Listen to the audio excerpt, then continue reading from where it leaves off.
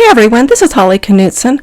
I'm a functional health practitioner from Utah, and I help people with cancer build their immune systems so they can fight the disease.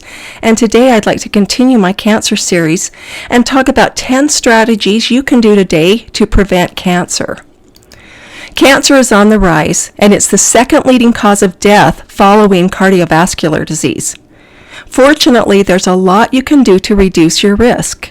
Since less than 10% of all cancers are genetic, how you choose to live your life does matter. It goes without saying that not smoking and limiting alcohol will decrease your risk of getting cancer, so I'm not going to address those issues in this video. Smoking doesn't just cause lung cancer. It's associated with other types of cancer as well, and alcohol is toxic to the liver, dysregulates blood sugar, increases inflammation, contributes to obesity, and will obliterate your life if your social drinking turns into an addiction. Okay, that's enough on smoking and alcohol. Number 1, eat a nutrient-dense diet. We've all heard this multiple times, I know, but it really does matter. Eating a diet rich in nutrients is a powerful defense strategy when it comes to cancer prevention and preventing other chronic diseases, which, by the way, are rampant in the United States. Foods that are high in antioxidants and other phytochemicals are what your immune system needs to function at full throttle. For example, berries are packed full of antioxidants and other life-giving nutrients and are low glycemic, so they won't mess with your blood sugar, and this keeps inflammation in check. Garlic, onions, turmeric, broccoli, and walnuts are just a few other nutrient-dense foods you'll want to incorporate into your diet on a regular basis. Design your meals around colorful fruits and vegetables, healthy fats, pasture-raised poultry, wild-caught fish, and free-range meat. And here's a tip: soak your grains before cooking to make them easier to digest and to break down the phytates that bind minerals. Better yet, sprout your grains and nuts to increase the vitamin and mineral uptake up to 100 times. Soy is ubiquitous in the American food supply. If you must eat soy, choose the fermented types such as tempeh and edamame. The phytoestrogens in soy act like estrogen. It's hard to digest, and most people don't have great digestion anyway. And over time, if you eat it consistently, it could inhibit your thyroid function. It's not hard to find healthy alternatives to soy. Also, ditch the artificial sweeteners and use stevia or lakanto instead. Aim for a fiber intake of around 40 to 50 grams a day, and this will sweep your digestive system of debris and will clear toxic estrogens from your body, which will reduce your risk of female-related and colon cancer. Fiber also keeps you full longer, so it'll help you lose weight, and it will prevent weight gain. Also, get on the fermented food bandwagon. Fermented foods are easy to make, and they're inexpensive if you make them at home, and they promote good digestion. Our number 2 strategy: maintain a healthy weight. Obesity is a risk factor that is linked to cancer.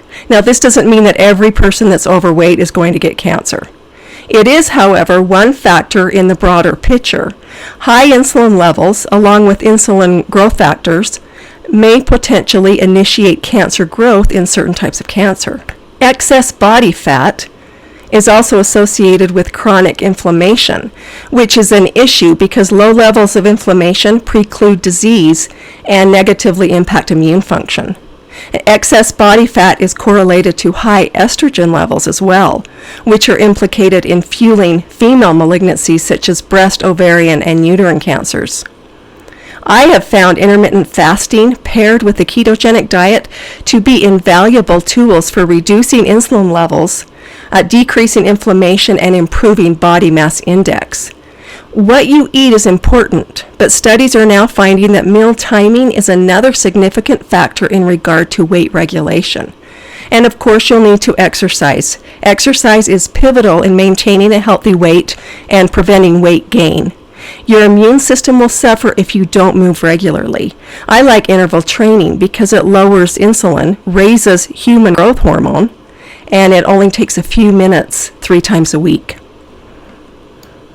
Number 3, and this is a big one, validate and express your emotions. Emotions don't get a lot of attention when it comes to cancer prevention. Dr. Candace Pert, a neuropharmacologist and author of Molecules of Emotion, discovered the opiate receptor. Pert's revolutionary discovery and research united the fields of immunology, neurophysiology, psychology, endocrinology, and biology, and this led to the formation of a new discipline of science called psychoneuroimmunology.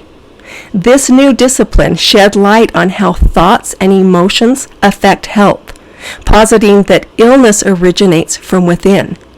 Peptides in the body are not inhibited when emotions are freely expressed, and this optimizes the communication between cells and improves the function of bodily systems. Conversely, the stress that results from repressed emotions produces blockages, decreases signaling at the cellular level, and this weakens the body and promotes disease. The key is to appropriately own and express your emotions so they don't fester and wreak havoc in your body. Find ways to release long-buried and toxic emotions. Could this mind-body connection be why some people with caretaking personalities that put their own needs aside get breast cancer? Never underestimate the power your emotions have on your body's ability to maintain wellness. Express them rather than stuffing them. Number 4, reduce toxicity. It's no coincidence that cancer rates have risen with the increased toxicity in the environment and food and water supply. There are many strategies you can start employing today that will reduce your cancer risk in this regard.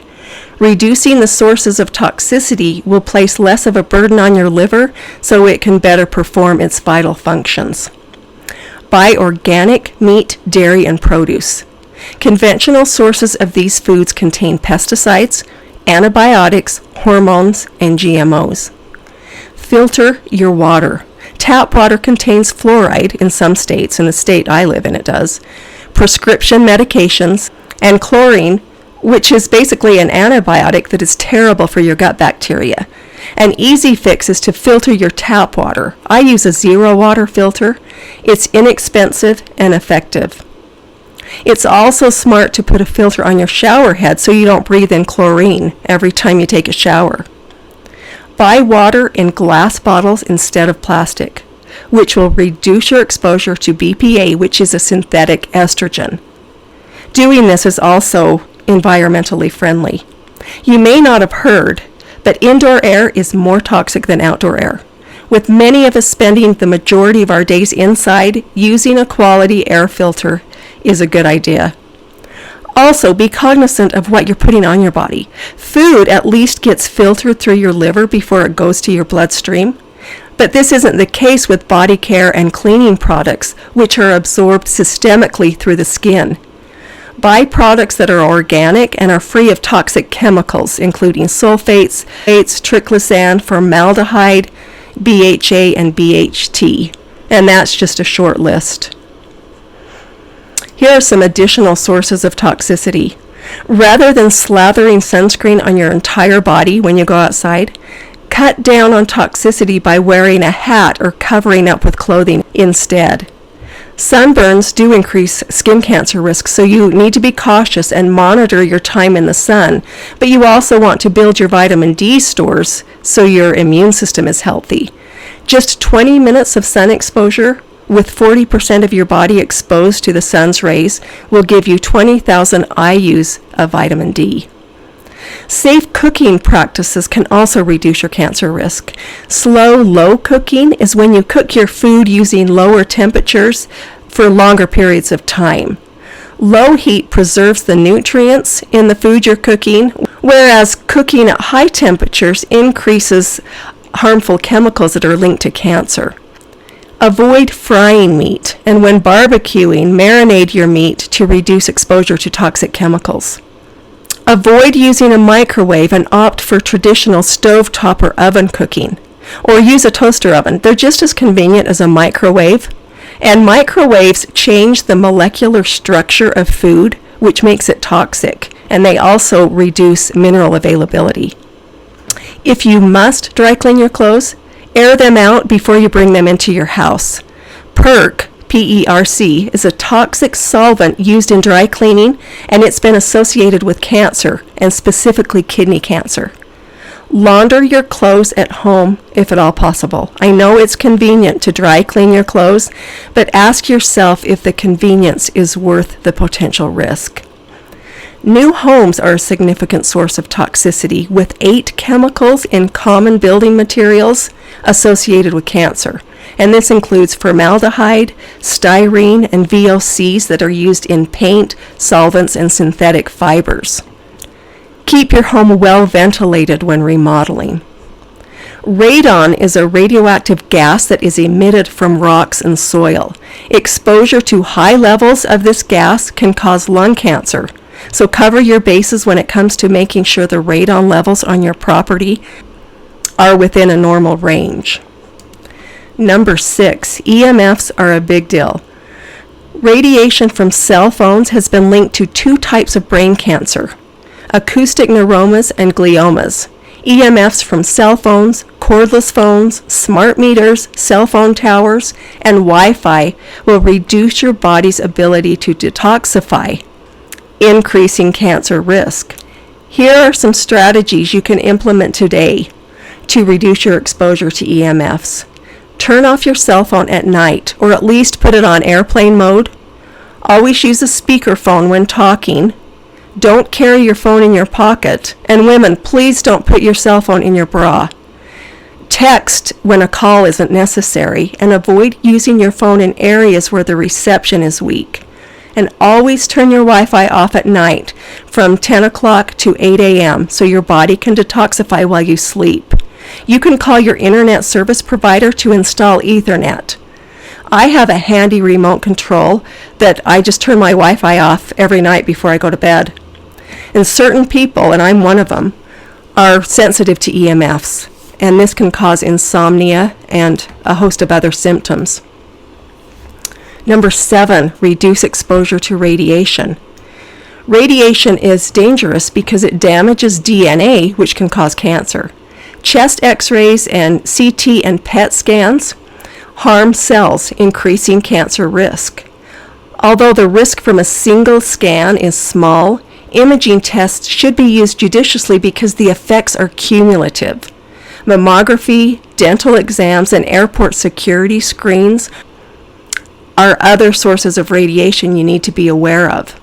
Incidentally, ultrasounds and MRIs are safer than CT and PET scans and X-rays. They don't emit radiation. Damage from radiation is permanent, and it accrues with repeated exposure. Thermography, or infrared thermal imaging, on the other hand, can detect dysfunction in the body years before symptoms appear, and it doesn't come with the risks inherent in other diagnostic tools. Number 8, the health of your mouth matters. The health of your mouth correlates to the health of your body. Root canals, mercury fillings, and cavitations from tooth extraction where the bone didn't heal properly can all have a detrimental effect on immune function. Jawbone infections can result in anaerobic bacteria making their way into the bloodstream, and this can lead to chronic diseases including arthritis, autoimmunity, fibromyalgia, chronic fatigue, migraines, and cancer. Holistic dentists use thermographic imaging, kinesiology, bioenergetic assessments, and bone scans to detect the source of infection, which can then be treated using surgery, lasers, IV vitamin C, homeopathy, and ozone. Many people don't correlate poor dental health to cancer risk. If you have a chronic condition, a persistent dull ache in your mouth, if you have any root canals or have had your wisdom teeth or other teeth removed, visit a biological dentist to get a thorough assessment. Brush and floss regularly and get your teeth cleaned from your dentist twice a year. You can also use a water pick to wash bacteria from your teeth and mouth. Number 9, targeted supplementation. Supplementation is crucial, especially when it comes to magnesium, vitamin D, and progesterone. The soil in the United States doesn't contain magnesium, and that means that the food that's grown in that soil also doesn't contain the mineral. Magnesium is needed for the 800 enzyme systems in the body to function properly, for ATP production, and so much more. Vitamin D is absolutely critical for healthy immunity and is a pro-hormone rather than a vitamin. If you live in locations above 30 degrees latitude, like I do, and you don't eat fatty fish, you'll likely need to supplement with vitamin D. But keep in mind, more is not better. Aim for 1,000 to 2,000 international units per day. Progesterone is a female hormone that opposes estrogen, which is a proliferative hormone responsible for growth. Levels of progesterone decline with age, and this can lead to estrogen dominance and will increase a woman's cancer risk. Progesterone promotes restful sleep, it helps with energy levels, it balances out moods, and is necessary for bone health. Avoid using progesterone creams as they can build up in the fatty tissue and cause insulin resistance and weight gain. I like using a progesterone spray, and I'll put the link below this video. Number 10, stress management, fulfillment, and happiness. This is another one that isn't talked about in regard to cancer. Your immune system is what will ultimately protect you from getting cancer.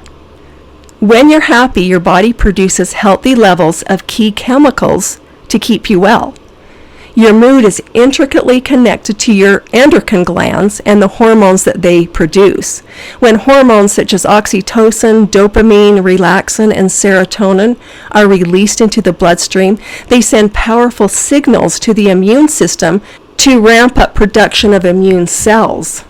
Laughing for just a few minutes a day, giving or receiving small acts of service, a sense of community, and a pervasive sense of fulfilling one's life purpose elevates levels of white blood cells.